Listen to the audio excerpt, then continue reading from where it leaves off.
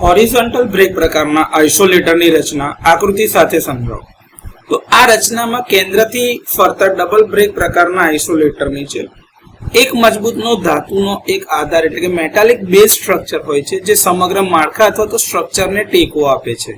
એમાં પોર્સેલિન અથવા તો પોલિમરથી બનેલા 3 પોસ્ટ ઇન્સ્યુલેટર રાખેલા હોય છે જે તમે આકૃતિમાં જોઈ શકો છો. જો આ 1, આ 2 અને આ 3 જે છે આ પોસ્ટ આઇસોલેટરના બનેલા છે, જેટલે પોર્સેલિન અથવા તો પોલિમર મટીરિયલમાંથી એને બનાવેલા છે.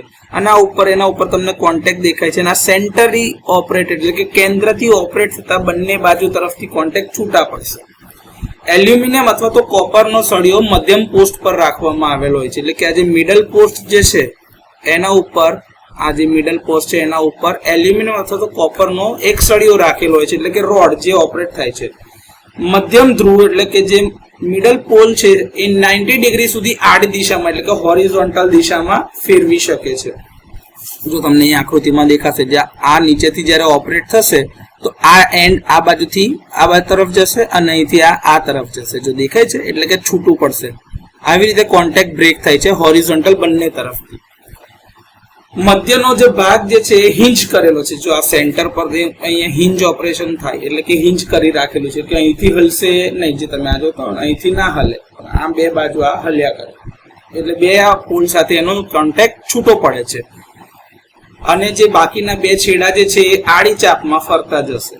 ફિમેલ કોન્ટેક્ટ ને બે બાહ્ય પોલ પર રાખેલા છે. આ જે છે આ ફિમેલ કોન્ટેક્ટ જો દેખાય છે અહીંયા આગળ, જેની અંદરમાં વચ્ચે રોડ ફિટ થાય છે, એટલે આ બંને તમારા ફિમેલ કોન્ટેક્ટ છે જેમાં રોડ ફિટ થાય છે.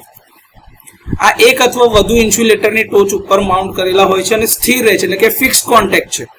તેમાં સળિયા અથવા તો મૂવિંગ હેન્ડલ સાથે જોડાણ દ્વારા જોડાયેલ મેન્યુઅલ અથવા તો મોટર ઓપરેટેડ મિકેનિઝમ હોય છે, એટલે કે નીચેથી તમે એને ઓપરેટ કરી શકો છો.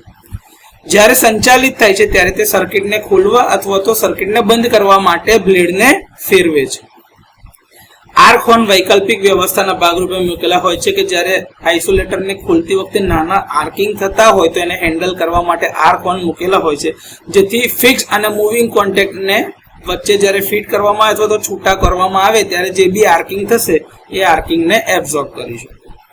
ઇન્ટરલોકિંગ મિકેનિઝમ લોડ હેઠળ કામગીરીને અટકાવે છે, એટલે કે જ્યારે સપ્લાય ચાલુ હોય ત્યારે ઇન્ટરલોકના લીધે ઓપરેટ થવા દેશે નહીં, પરંતુ જો એ સર્કિટ બ્રેકરની સાથે જોડાણમાં ઉપયોગમાં લેવામાં આવતા હોય ત્યારે એને ઓપરેટ કરવા દેશે, કારણ કે એની સાથે ઓન લોડ સ્વિચમાં સર્કિટ બ્રેકર મૂકેલા છે. એટલે બ્રેકર ઓપરેટ થાય તો લોડ કપાઈ જશે તો તે કેસની અંદરમાં આઇસોલેટર ઓપન થઈ શકશે.